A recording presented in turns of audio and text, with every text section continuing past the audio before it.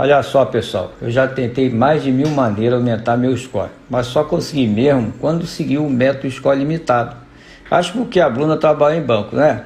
Meu score era 240, agora já está em 884, cara. O aplicativo me enviou um cartão. Deixa eu mostrar aqui para vocês. Ele me mandou um cartão Platinum Nubank para eu poder usar e fazer compras. E disseram que era porque eu tinha um score alto. Olha só aqui. Eu também já fiz um empréstimo de 52 mil reais porque eu quero comprar um carrinho. Eu quero dizer aqui que deu certo porque eu segui esse método do score limitado.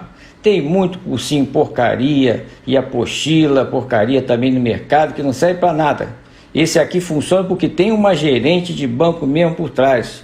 Eu só tenho que agradecer a galera, por isso eu gravei o vídeo para vocês. Um abraço, muito obrigado. Vídeo de hoje do canal do Nicola vai falar sobre o fair play financeiro. Ele serviria para que Flamengo e Palmeiras deixassem de ser superpotências no Brasil? Bora falar também sobre Vitor Pereira. Existe um problema grande para uma eventual renovação de contrato do técnico português com o Corinthians. Já o São Paulo tem se mostrado o rei de Copas. Aproveitamento bem bacana nos mata-matas. Vou te trazer números e valores sobre quanto o São Paulo já faturou com as boas campanhas no mata-mata em 2022. Tem ainda informação importante sobre o Atlético Mineiro. Te falo sobre as últimas do mercado de transferências, com direito a Casemiro bem perto de se mudar para o Manchester United. Tem chance de o Fluminense vender uma das suas principais joias para o futebol português? Tudo isso e muito mais a partir de agora. Não sei antes me apresentar, sou Jorge Nicola, jornalista esportivo e dono desse canal no YouTube com mais de 1.210.000 pessoas. O objetivo por aqui é deixar você super bem informado sobre as coisas do seu time do coração. Se você ainda não se inscreveu, aperta esse botão e fique por dentro das últimas do mercado, bastidores, finanças e muito mais. Bora contar que todo esse conteúdo é um oferecimento de Smash, casa de apostas esportivas que tem nada mais, nada menos do que Ronaldinho Gaúcho como embaixador. E a Smash sempre prepara cupons e promoções bem legais para te ajudar a aumentar os ganhos e as chances de você se dar bem nas apostas.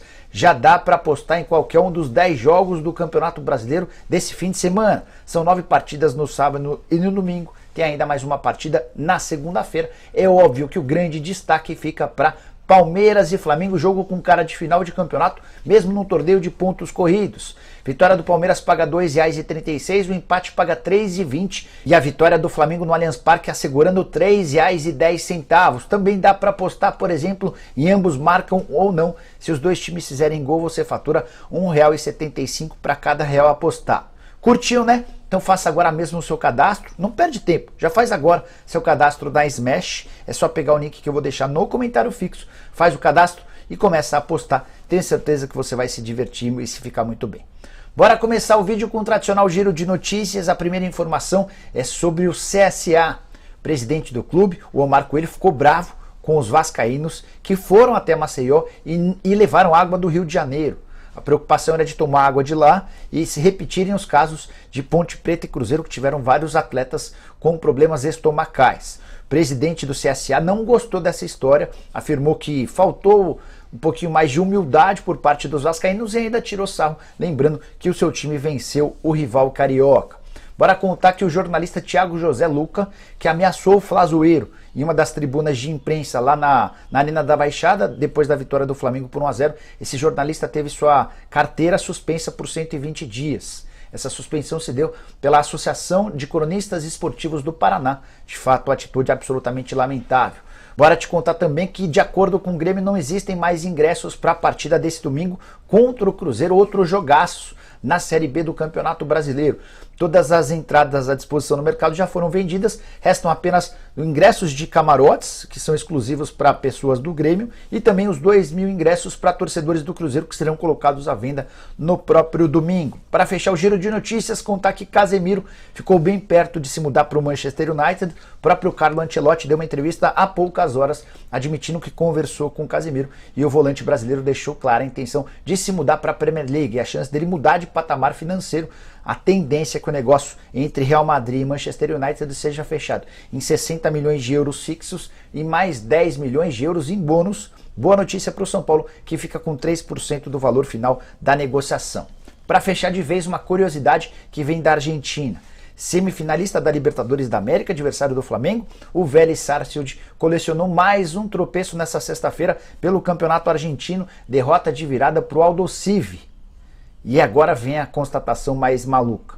O time é o penúltimo colocado num torneio de 28 equipes. O Vélez é o 27º com apenas uma vitória em 14 partidas. Tá bom para você? Bora começar agora sim com as notícias para valer. Primeiro destacando a semifinal da Copa do Brasil gigante. Uma espécie de torneio Rio-São Paulo, mata-matas com paulistas e cariocas se enfrentando. De um lado da chave, Corinthians e Fluminense, do outro lado da chave, São Paulo e Flamengo. A gente vai conhecer o sorteio, a gente vai conhecer os mandos através de um sorteio que começa por volta das 11 da manhã, lá na sede da CBF. No confronto entre Flamengo e São Paulo, para mim é um claro favoritismo do Flamengo. Se o São Paulo conseguir eliminar o rival, vai ser uma baita surpresa. E o retrospecto recente ajuda a explicar essa minha convicção. Nos últimos 4 jogos foram 4 vitórias do Flamengo, algumas delas com direito a passeio. 2-0, 3-1, 4-0 e 5-1. No acumulado 12, ou melhor, no acumulado 14-2 para o Flamengo. Rogério Ceni, inclusive, nunca venceu como treinador o rival das semifinais da Copa do Brasil. Já no duelo entre Fluminense e Corinthians, aí para mim bem mais equilíbrio e até difícil apontar um favorito. Fluminense na teoria chegaria no momento melhor, mas vem vivendo de altos e baixos. Corinthians acaba de conseguir uma classificação bastante bacana contra o Atlético Goianiense. Últimos confrontos também foram equilibrados. 2 vitórias para cada lado e um empate nos últimos 5 jogos. Bora falar agora sobre o programa de torcedores do Atlético Mineiro, o Galo na Veia. A grande preocupação entre dirigentes do Galo em relação a uma debandada de sócios torcedores desde as eliminações na Copa do Brasil e mais especialmente da Libertadores, a última delas na quarta-feira da semana passada para o Palmeiras. O Galo na Veia chegou a registrar algumas semanas atrás 130 mil sócios torcedores. Consultei na manhã dessa sexta-feira e já eram 122 mil sócios torcedores, uma perda de 8 mil. Como várias das mensalidades, ou melhor, como vários dos contratos em vigência vão se encerrar nas próximas semanas, e essa é a preocupação dos dirigentes do Atlético, que as pessoas não se sintam estimuladas a estenderem, a prorrogarem, a continuarem como sócios torcedoras do Galo. E o Atlético precisa se manter próximo dos 130 mil sócios torcedores adimplentes para poder bater aquela meta de 30 milhões de reais. Qualquer receita é super bem-vinda em um clube como o Atlético, que sempre investe até um pouquinho mais daquilo que pode. Só para arrematar, além da preocupação dos dirigentes com o sócio torcedor, há também uma preocupação com a perda de bilheteria, com menos torcedores presentes na reta final do Campeonato Brasileiro, até pela distância do Atlético em relação ao Palmeiras, líder do campeonato. Hoje a diferença é de 13 pontos a favor do Verdão. Quero mudar de assunto e falar a respeito de Matheus Martins, joia do Fluminense, só 19 anos de idade, tem atuado como titular no time de Fernando Diniz. E já foram vários os clubes que fizeram propostas oficiais. Udinese, Watford e Lokomotiv Moscou, por exemplo, só para citar 3 casos. 5, 6 e 7 milhões de euros foram as ofertas, todas recusadas. Nessa quinta-feira em Portugal só se falou a respeito da possibilidade de Matheus Martins ir jogar no Sporting. Só se falou, ficou muito forçado. Mas foi um dos temas mais comentados lá na imprensa portuguesa.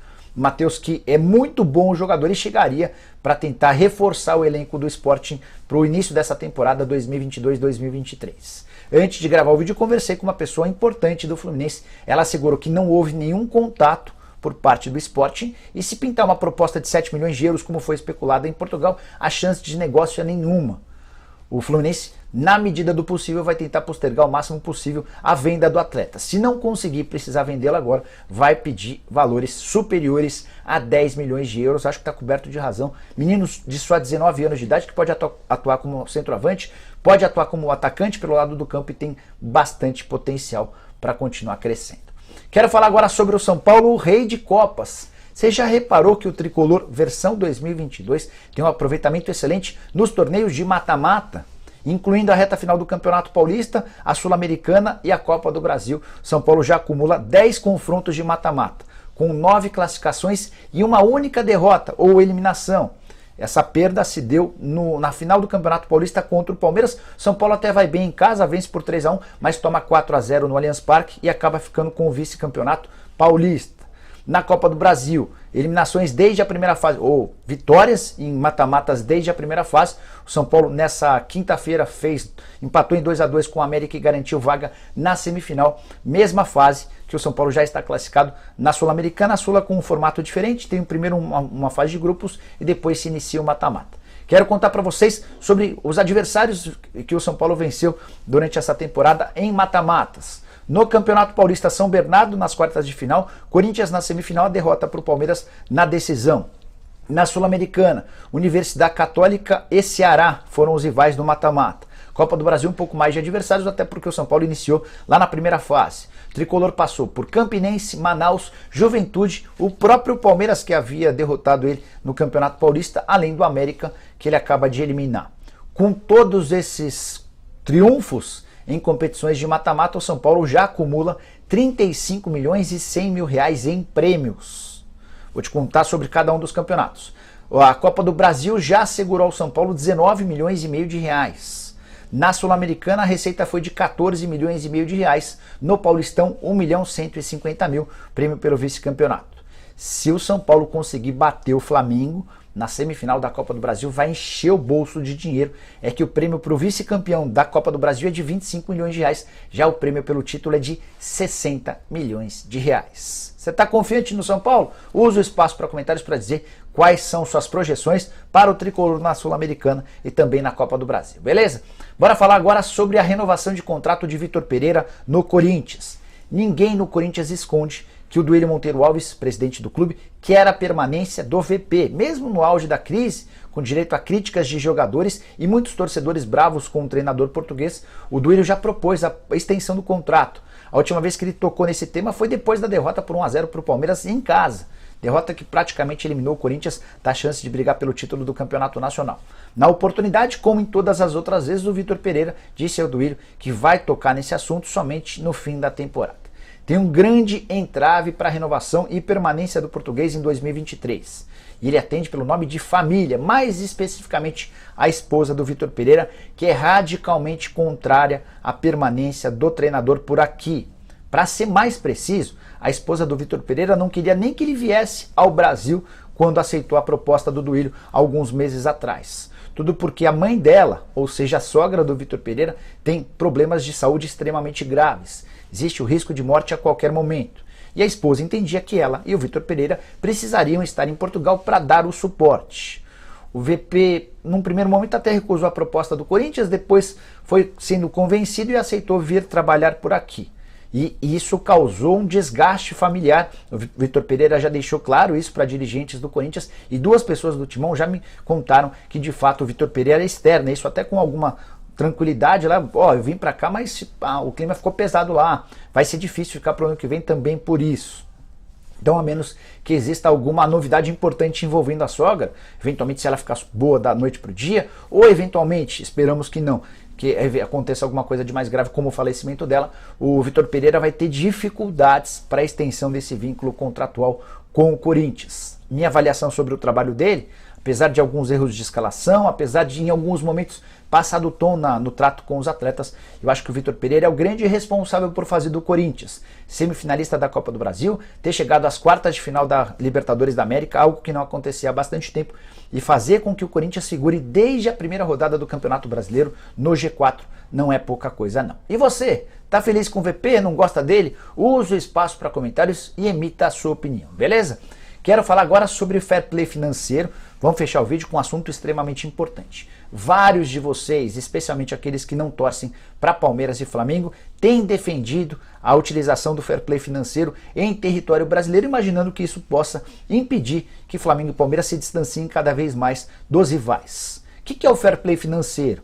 Esse mecanismo que foi criado na Europa e agora é super divulgado e difundido também em campeonatos europeus, como Espanha e França, enfim. Praticamente todas as competições por lá têm o próprio fair play.